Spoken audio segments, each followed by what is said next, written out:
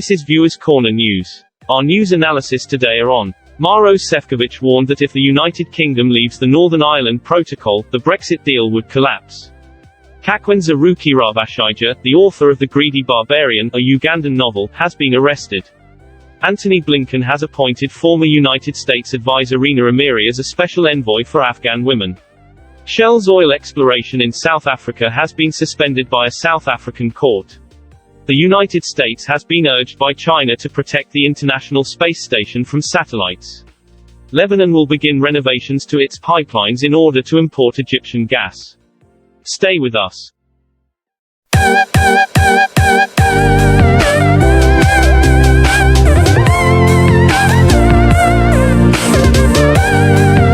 MAROS. SEFCOVIC warned that if the United Kingdom leaves the Northern Ireland Protocol, the Brexit deal would collapse. MAROS. SEFCOVIC, the Vice President of the European Commission for Interinstitutional Relations, said that continuous British threats to withdraw post-Brexit trade regulations for Northern Ireland are very disruptive. He, therefore, warned that if such measures were cancelled, the entire arrangement with the UK would collapse. Mr. MAROS. SEFCOVIC, who is in charge of talks with the United Kingdom and Switzerland, also said that triggering Article 16 of the Northern Ireland Protocol would have serious consequences for Northern Ireland's economy, jeopardise regional peace, and be a great setback for EU-UK relations. If any party to the accord believes the protocol is causing severe economic, sociological, or environmental issues, Article 16 enables them to adopt unilateral safeguard measures like suspending trade inspections between the UK and Northern Ireland. It does not allow for the whole Brexit withdrawal agreement to be suspended. He also stated that the UK government's constant threats to use the safety measure are a tremendously disruptive issue in discussions. He said that the Northern Ireland Protocol was the most challenging component of the Brexit discussions and is the cornerstone of the overall deal. That the system collapses without it, and that must be avoided at all costs. Last month, the European Commission produced a penalties package that could be used to retaliate against Britain if Article 16 is activated, including hefty tariffs on British exports to the EU within 1 month or a 9-month suspension of the whole post-Brexit trade arrangement. Kakwenza Rukirabashaija, the author of The Greedy Barbarian, a Ugandan novel, has been arrested. It was reported that Kakwenza Rukirabashaija, a Ugandan novelist who received a renowned medal this year for brave writing, has been arrested.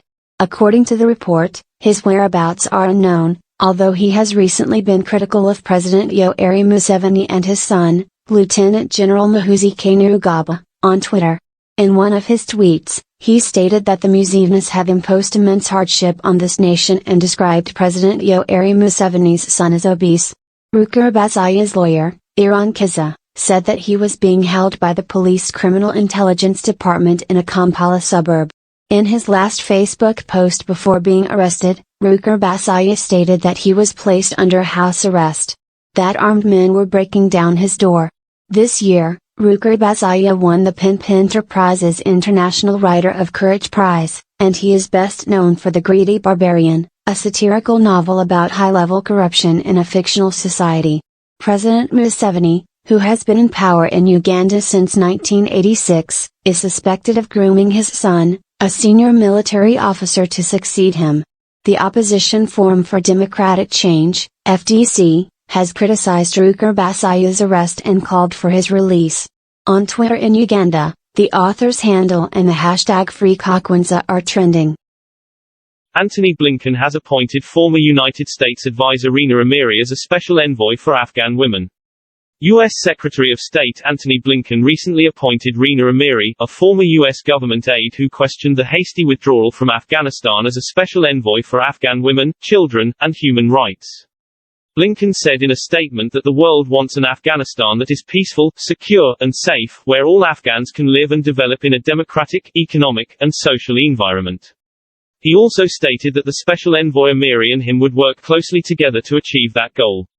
RINA Amiri has spent the last 2 decades advising governments, the UN, and think tanks on Afghanistan-related issues. Under President Barack Obama's administration, she worked as a senior advisor to the U.S. Special Envoy for Afghanistan and Pakistan.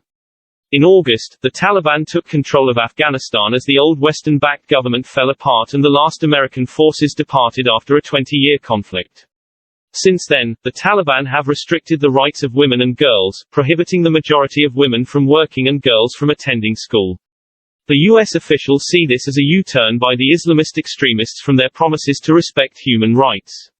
Also, women's rights organizations have blasted the Biden administration for failing to provide safe passage for activists and others who have long been targeted by the Taliban.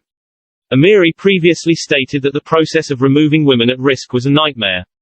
According to the Taliban, women must be escorted by a close male family member while traveling more than 45 miles. They also made listening to music while driving illegal. The US and other governments have criticized the Taliban of failing to build an open administration and have raised alarm about allegations of extrajudicial killings and the abduction of former Afghan security forces members. Shell's oil exploration in South Africa has been suspended by a South African court. It was reported that Shell's seismic testing for oil and gas along South Africa's eastern coastline has been suspended pending a final judgment by a South African court. Environmentalists have applauded the decision, which they believe would protect marine life from the sound blasting. The High Court Judge Gerald Blom said that Shell's permission to explore the waters around the Wild Coast was granted on the basis of a significantly faulty consultation process. Justice Blom also stated that experts testified about the potential harm that the tests could create, and that Shell had failed to adequately counter it. The Eastern Cape Province's 250-kilometer coastline is recognized for its natural beauty and marine life. Activists said that many aquatic species, including whales, dolphins, and seals, will be harmed by the seismic testing. Local communities, who were also represented in the case, complained that their customary land and fishing rights had been violated. Seismic surveys are used to map what lies beneath the seafloor. Shockwaves launched from an air pistol are blasted down to the seafloor, similar to a strong speaker. The sound that is returned tells whether there is oil trapped beneath the rock. Shell began surveying the 6,000 square kilometer area in early December after a previous court ruling allowed it to proceed. South Africa's energy minister has lambasted the project's critics, accusing them of attempting to deprive South Africa of its energy resources. Shell announced that it had suspended operations while it evaluates the court's decision. The United States has been urged by China to protect the International Space Station from satellites.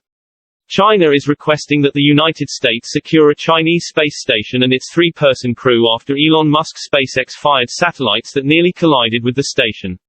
Following the July 1 and October 21 mishaps, a Chinese Foreign Ministry spokesman accused United States of neglecting its treaty commitments to guarantee the safety of the Tiangong station's three-member crew.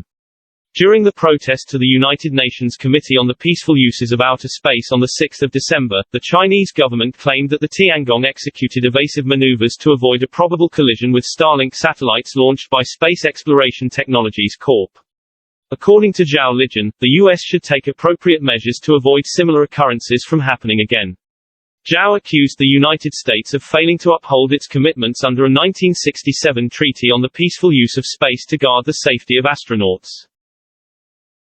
Lebanon will begin renovations to its pipelines in order to import Egyptian gas. Viewers Corner news correspondent in Tripoli reported that Lebanon's energy minister Walid Fayyad has announced the commencement of two projects in the country's north to ease the flow of natural gas from Egypt. According to the report, Mr. Fayyad stated that the Egypt's technical gas services would begin renovation work on the pipeline inside Lebanon within days, and the work should be completed in a little more than 2 months. This will boost electricity output while also expanding the country's oil storage tanks.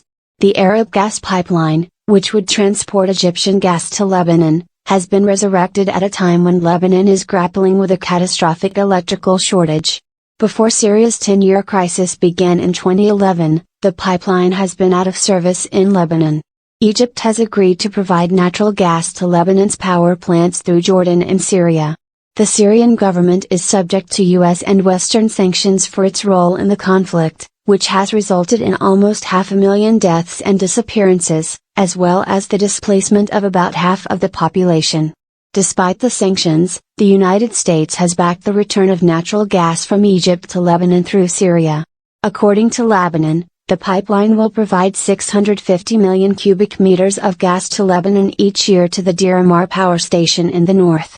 The amount would result in the generation of 450 megawatts of electricity, which will add 3 to 4 hours to daily electricity supplies. Mr. Fayyad began work on the project to modify and construct new tanks to store oil products in the port city's oil plant. In 2019, Lebanon agreed to upgrade and operate storage facilities in Tripoli with Russia's largest oil corporation, Rosneft. Rosneft was given control of storage operations as part of the purchase. If you want to get more analysis on politics and good governance, health issues and others, subscribe to our channel and click on the notification bell. Thanks for watching. This is Viewers Corner News YouTube channel.